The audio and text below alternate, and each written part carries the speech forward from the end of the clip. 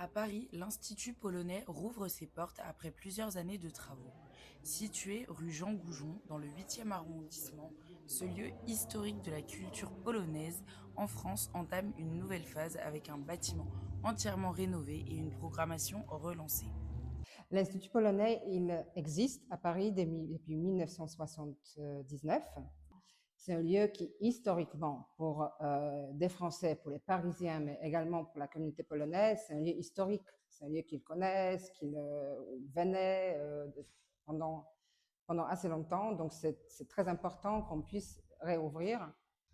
Déjà, on est devant la saison polonaise, France-Pologne 2027, l'année prochaine, dont le public, un des publics prioritaires, c'est les jeunes. Et on a des projets déjà prévus dans le futur, non seulement pour les jeunes, mais avec les jeunes, avec les étudiants.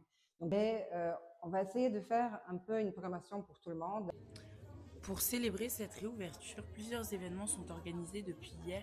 Parmi les temps forts, une exposition consacrée au photographe Chris Midenthal, une figure majeure du photojournalisme en Europe de l'Est.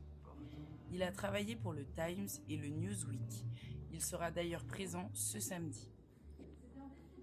C'est grâce à ça que cette exposition puisse avoir lieu aujourd'hui, car j'ai pu être dans les différents endroits. Je suis témoin de cette histoire. C'est l'histoire de cette partie de l'Europe en images, et c'est aussi ma propre histoire en images. Il y aura aussi la projection du film Chopin Chopin et un concert original du groupe Motion Trio.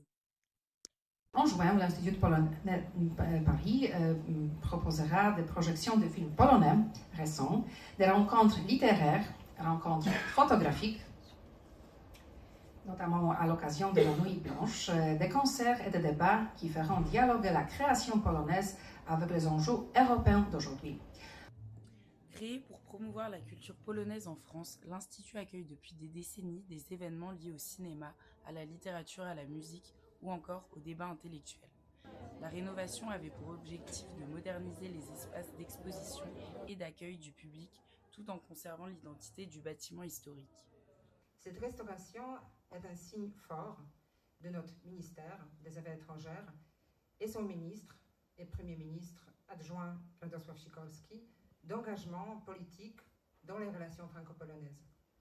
Cette réouverture intervient dans un contexte où les échanges culturels européens occupent une place importante, notamment depuis le renforcement des liens entre la France et la Pologne.